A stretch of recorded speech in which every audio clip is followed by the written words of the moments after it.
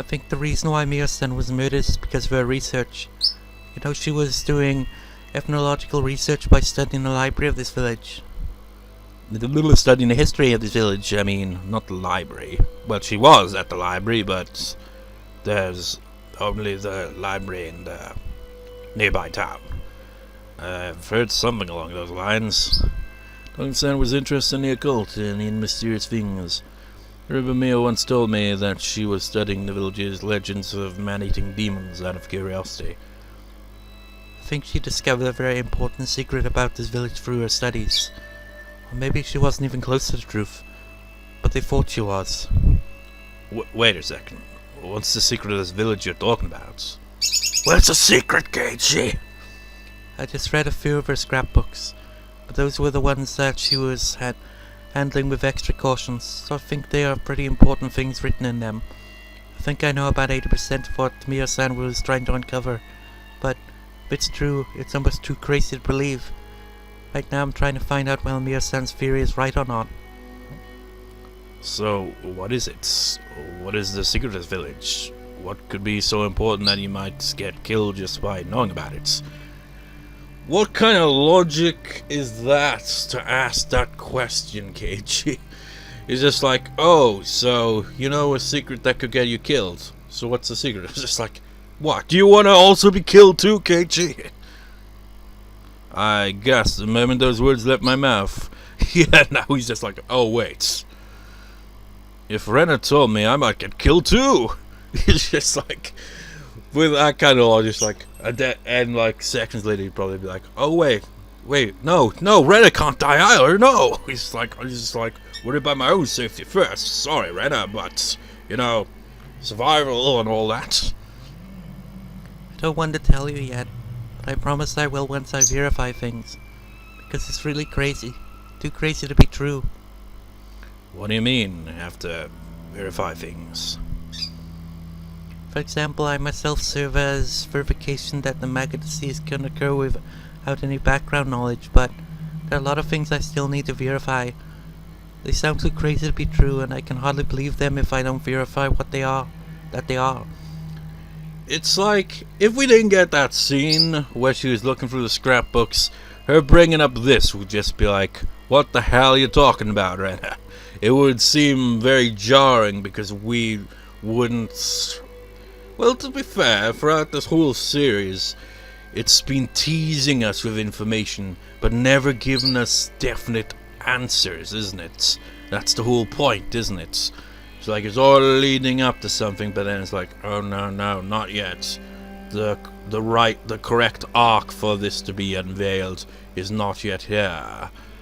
And probably won't be for freaking God knows how long. I remember hearing in the forums that the plan is maybe they'll get released by the end of the year, but I'm not sure if that's just someone's speculation or if they got insider knowledge on that or not.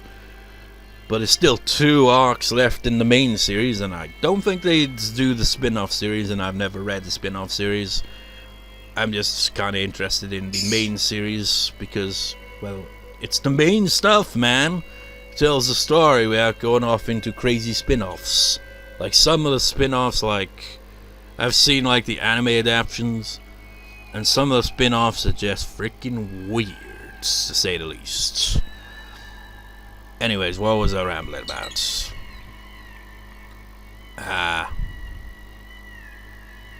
Yeah, so it's just like we'd be kind of in the dark there. Just like it wouldn't seem too out of place if she'd said something about the maggot disease. This would be like a sentence where like she'd say it and you'd have an ominous sound effect if we didn't already know what she's talking about, because we've seen it from her perspective as well.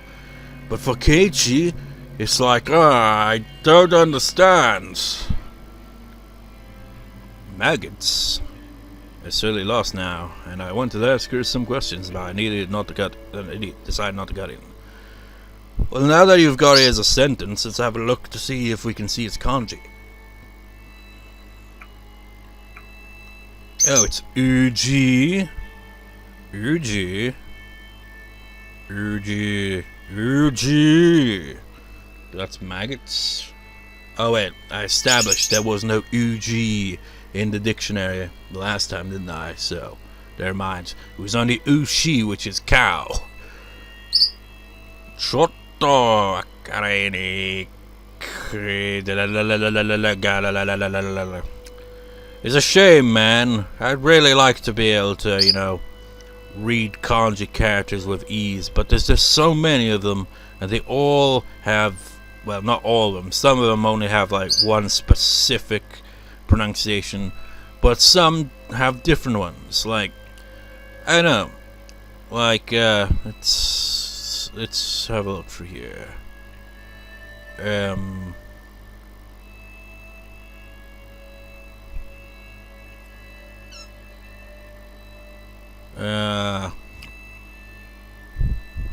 Trying to think of an example. Yeah, screw it. Just like an example would be what?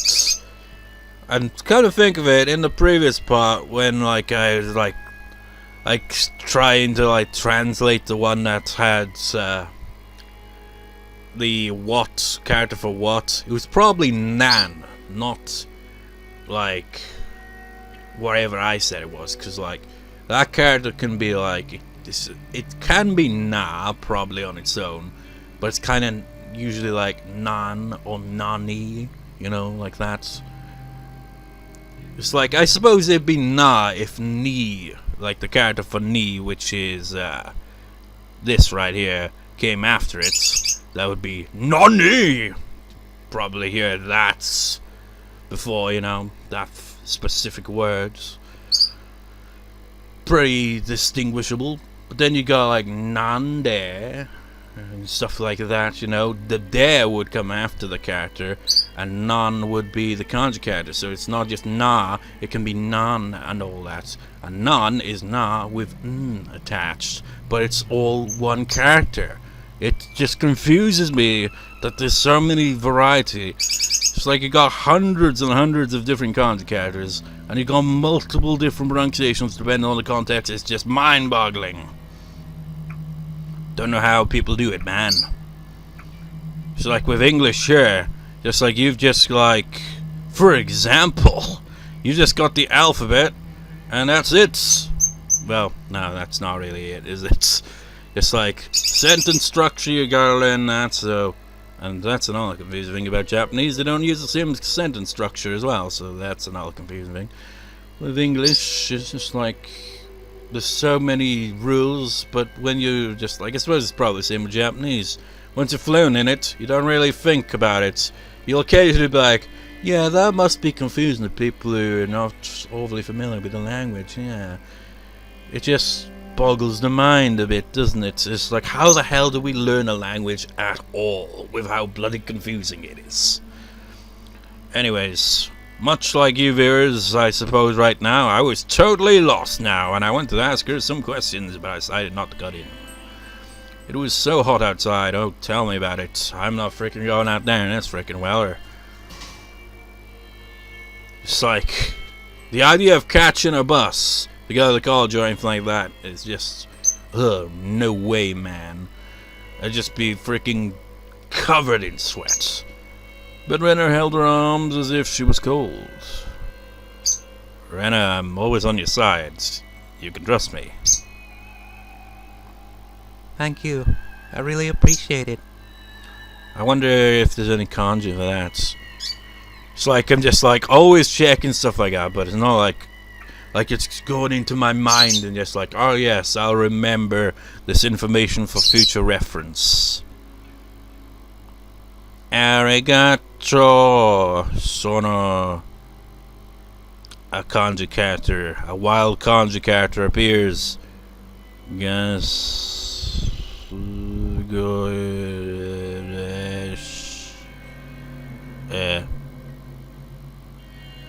This feels like it should be a common phrase. Have I heard it before though?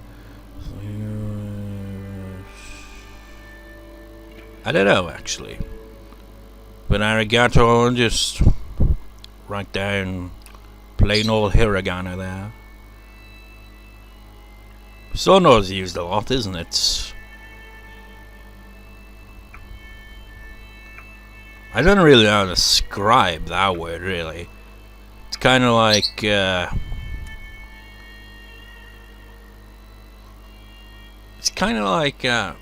could it be like the equivalent of saying and, or something like that? It's like thank you and, it probably could be actually. It's like arigato sono, insert other sentence here. Thank you, I appreciate it. From her expression alone, I could tell that she really meant it. I could also tell that she was involved in something very big, and that she felt lonely because she couldn't tell anybody else about it. She had to be on her side while she was going through a difficult time. You shouldn't tell anybody that you met me here today. They might try to hurt you if they found out. Okay, isn't there anything I can do to help? Not right now. But it's very reassuring that I can ask you for help when I need it. I'll depend on you someday. Yeah, anytime. Shh! A car's coming!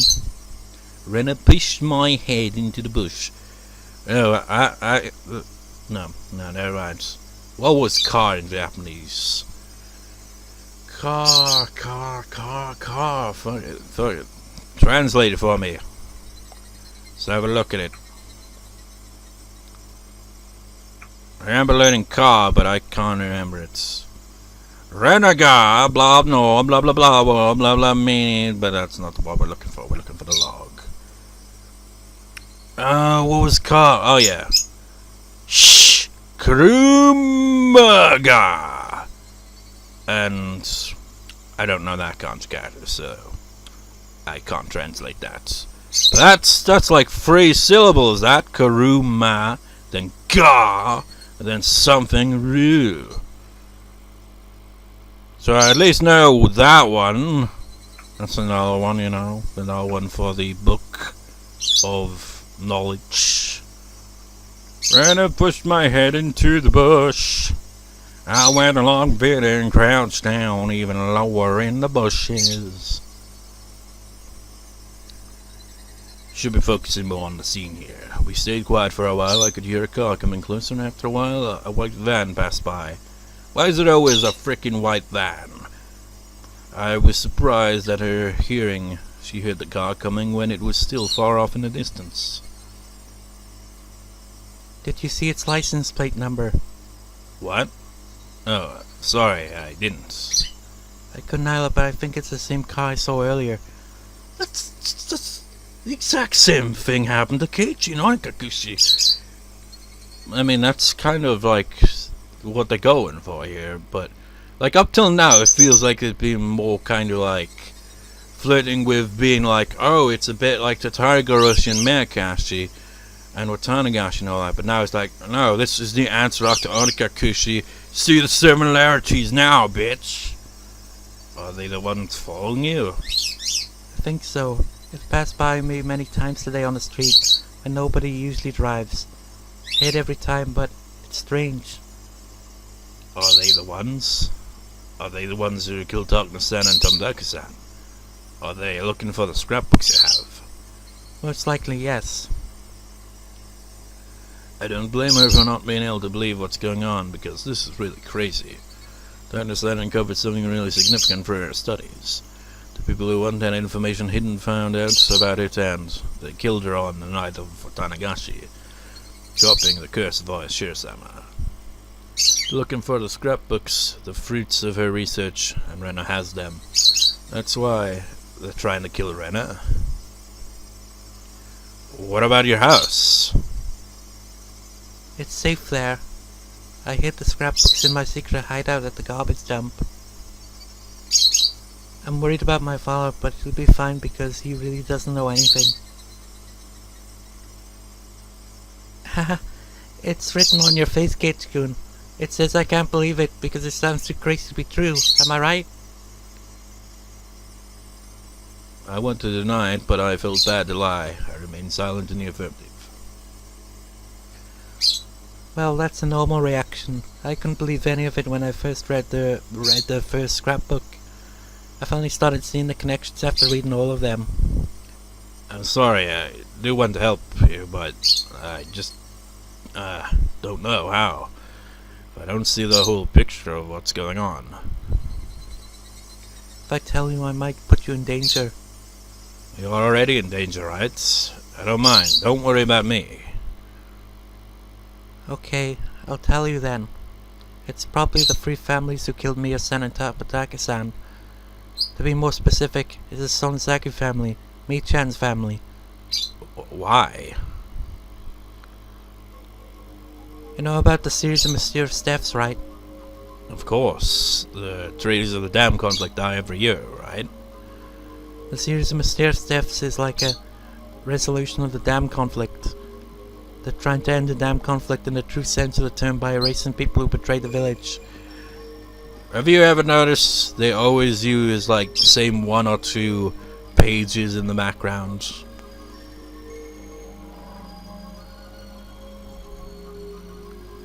It does look like that in a way. Nobody really says that out loud, but everybody's suspicious that it's Sonzaki family and is behind it. That's what I've heard. But if they really want to erase the traitors, they wouldn't have to do it on the night of Otanagashi. Why don't they kill them all at once instead of killing them one by one, using a curse and demoning them away every year? Wouldn't that make more sense? I've never heard the words demoning away before, but Rena clearly thought they have some kind of creepy significant meaning, so I decided not to cut. The word onikakushi, let's see if it's written out. It's like, god damn it, focus on the plots. Just one more. Where's onikakushi? Where is it? Onikakushi. Oh, it's right there. Onikakushi.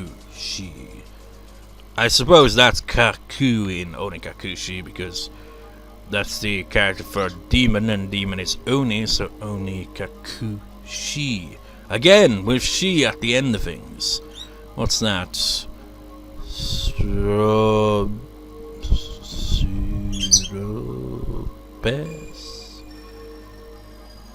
What?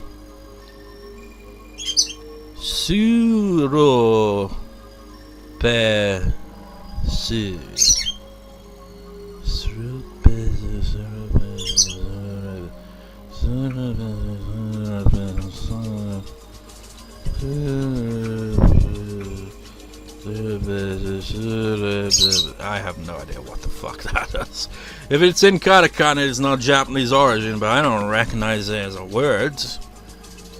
It's like, I wonder with katakana if maybe it's also for, it's like it doesn't technically need to be a English words, probably, so maybe, I don't know. I have no idea what that was supposed to be. It's like, looking at this, it's like, what could that have been? I have no idea.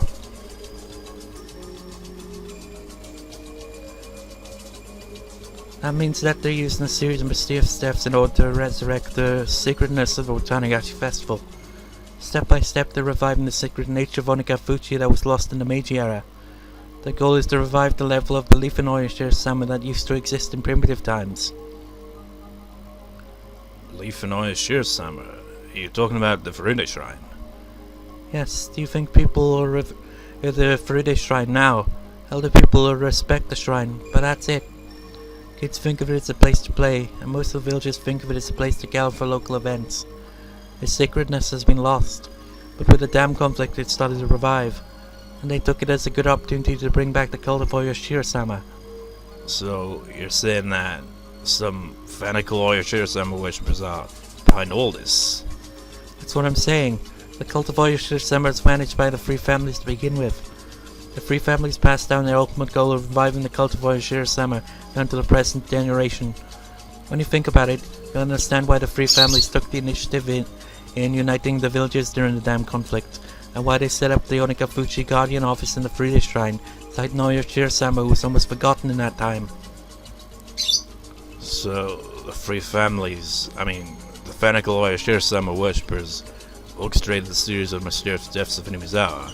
But, wait, why would they kill Takano-san? Because she discovered the important secret of this village.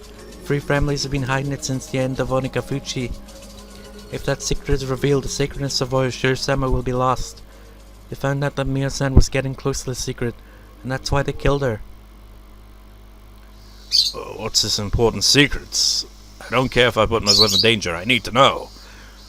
Don't you remember all the other times your curiosity got the better of you? I mean, that's how frickin' Onikakushi started out like that. I mean, it didn't start out like that, but that's how you got into the mess in Onikakushi in the first place. I don't want to tell you yet. I don't want to tell you until I'm 100% sure about it. I'm pretty sure that... right now you'll just laugh. Hey, do you think I'm that kind of guy? I just need a little more time. I can't accept the truth myself because it sounds so impossible. So I need some time. Please. I understand. Don't tell anybody about what we talked about today. Not even me-chan, Rika-chan, or Satoko-chan. Okay. Well, you should go now.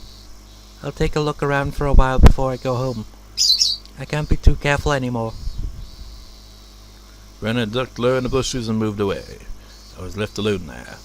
The cries of the cicadas surrounded around me, making it seem as if I was alone there the whole time.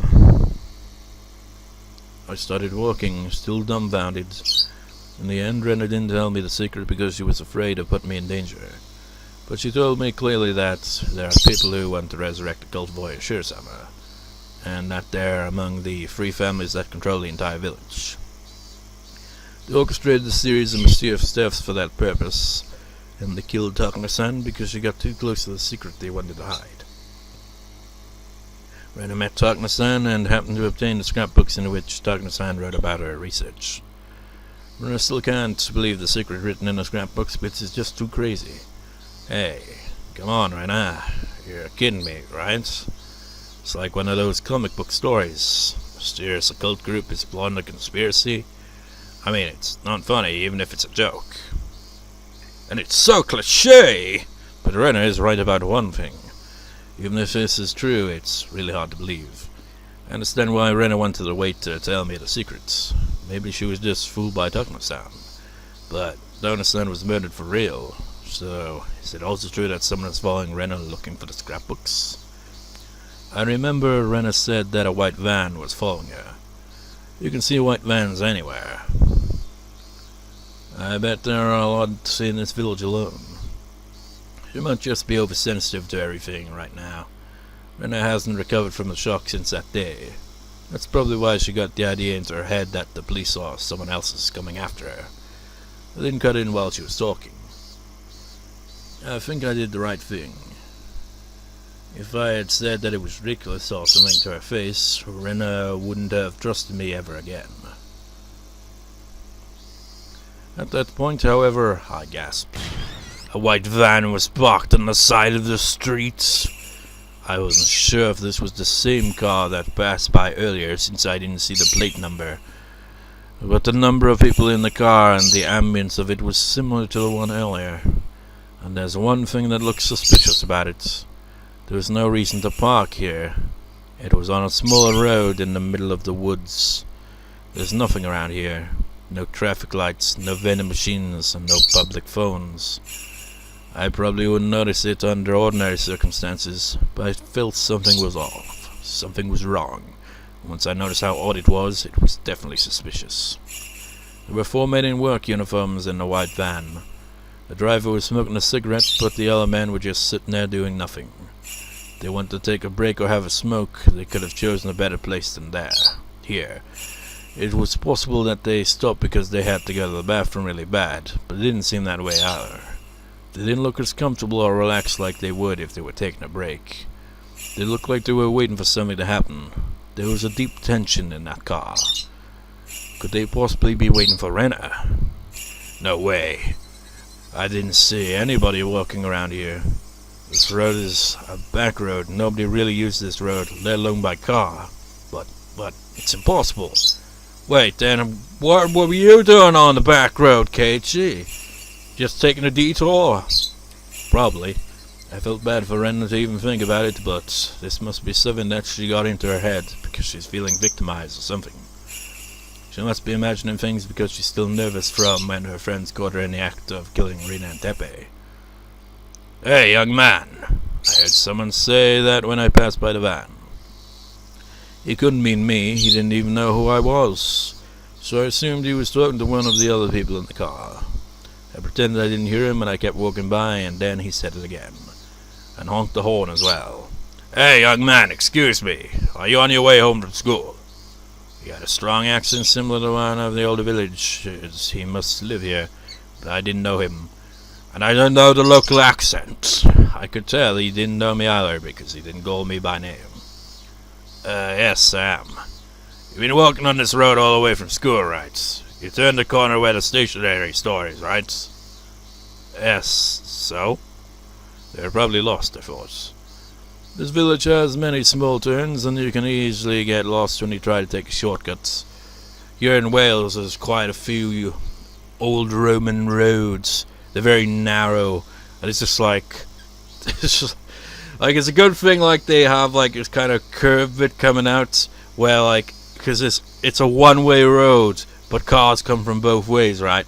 So it's a good thing you got this curved out bit occasionally appear, you know, where the car can just be like, okay, I'll park here, you pass through, because otherwise it'd be like, there's like half a mile back there or something, can't frickin' back up half a frickin' mile. So they must have been waiting for someone to ask for directions. But then he said something disturbing. Young man, didn't you see a girl on the way here? What? A girl with a white hat and white clothes. With a purple ribbon on it. Did you see her? They were definitely talking about Rena. No, I didn't. I wasn't ready to hear them ask that. Rather, I was scared. That's why my voice got all shaky. Didn't! Up until that point, I couldn't believe Rena's story. I thought it was ridiculous. I actually laughed, if only to myself. That's why I wasn't ready at all.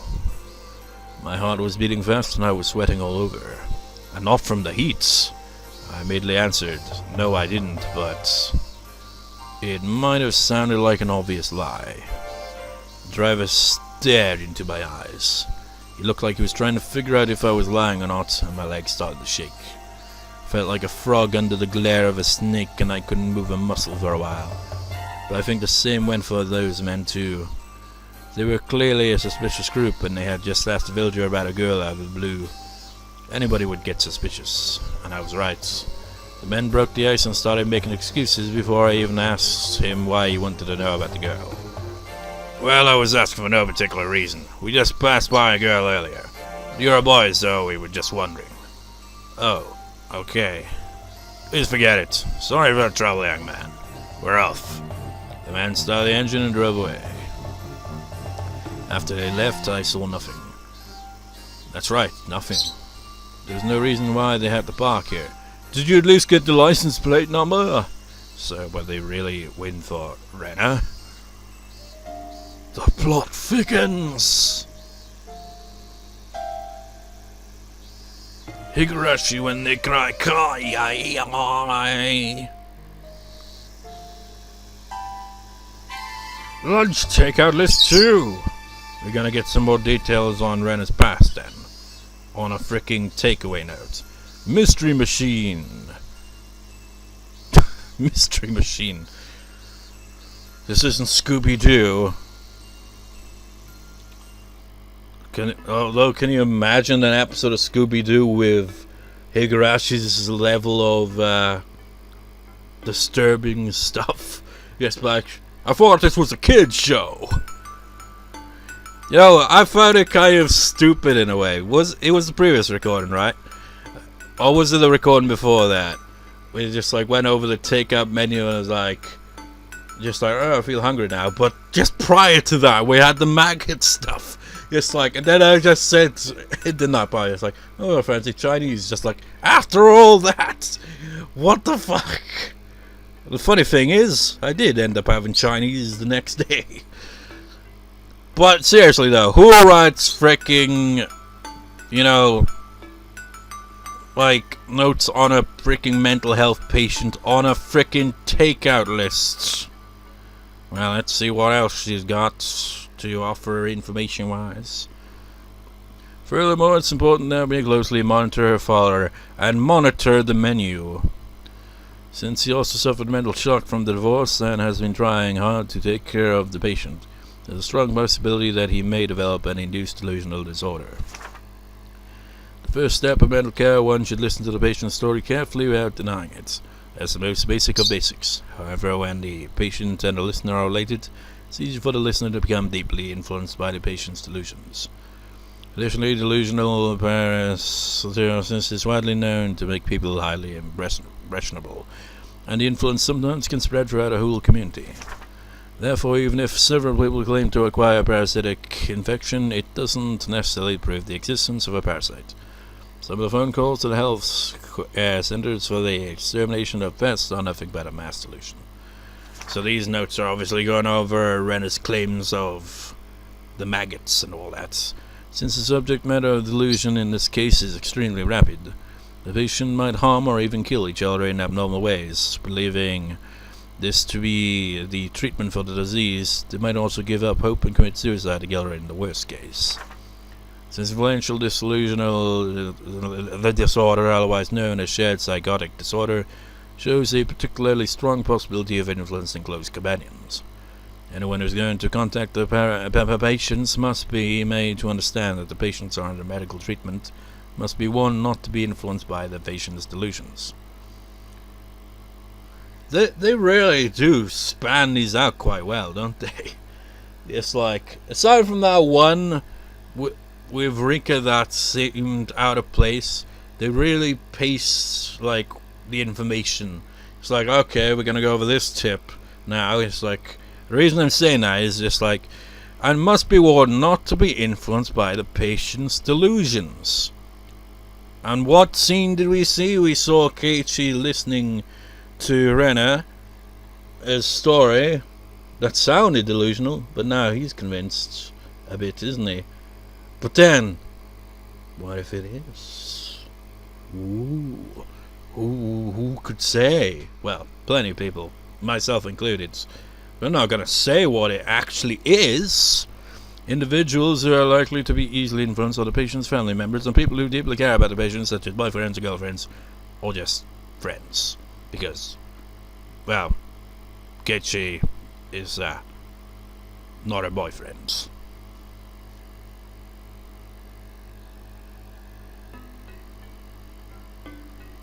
Let's continue with the plot for a bit.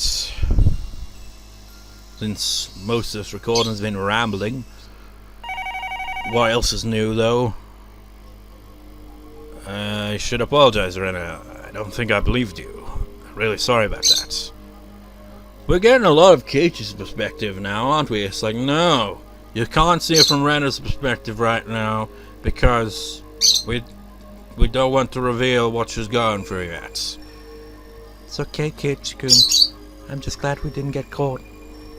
Who are they? Are they pawns of those religious fanatics who are trying to revive the cult for oyashiro-sama? Ah! Don't know why my voice trailed off like that. Sama! I think they don't realize that they're pawns, but I'm sure the masterminds are using them as such.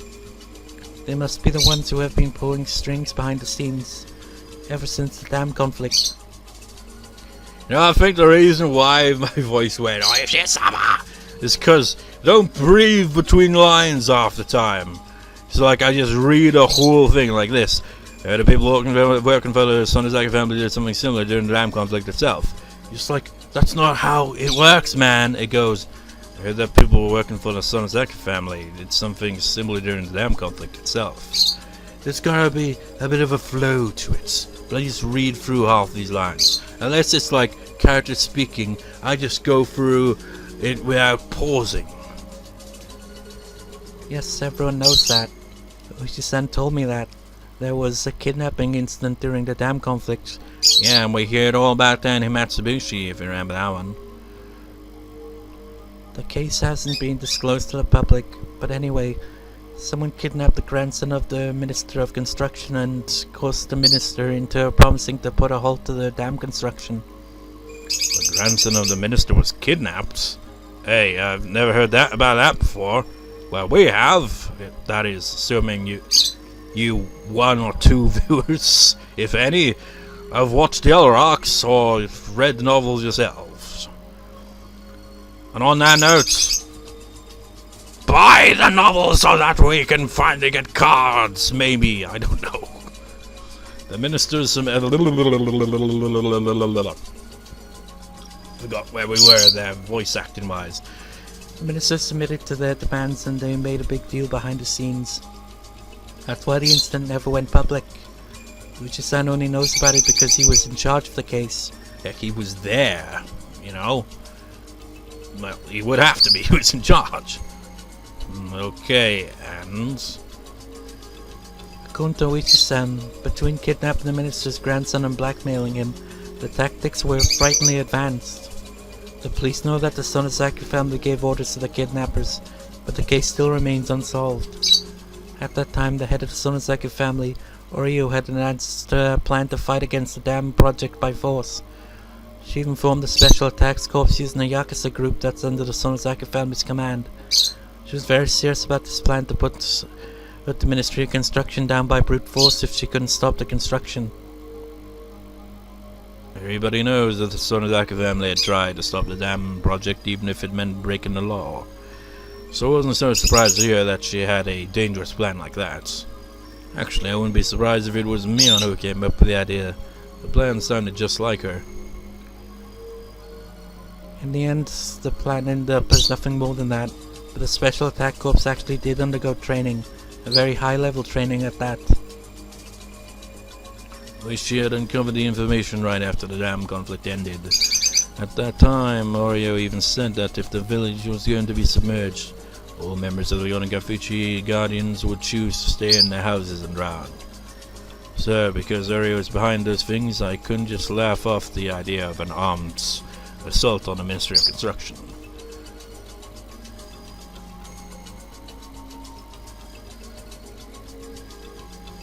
I'm just... What logic is that? It's like, no, you must all stay and drown because this is our homes. It's like, yeah, I get being attached to your home and all that, but it's like when the option is, you know, survive or drown, you know, it's just kind of logical to not, you know. According to the information the way she sees, she planned a suicide mission as a last resort. Well, no wonder why they refer to it as a cult then, and that's when the damn conflict started to heat up, because that sounds a lot like a cult. In case the resistance wasn't successful. She had actually obtained weapons and put people through training for the sake of that plan. The Special Attacks Corps were flown to America, having received a huge amount of money from Oreo for the operation. In the southern desert of the United States, some retired military soldiers gave them highly professional training.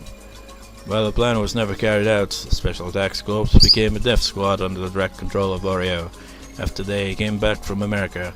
They were involved in many unsolved terrorist incidents, and they succeeded in kidnapping the grandson of the minister as well.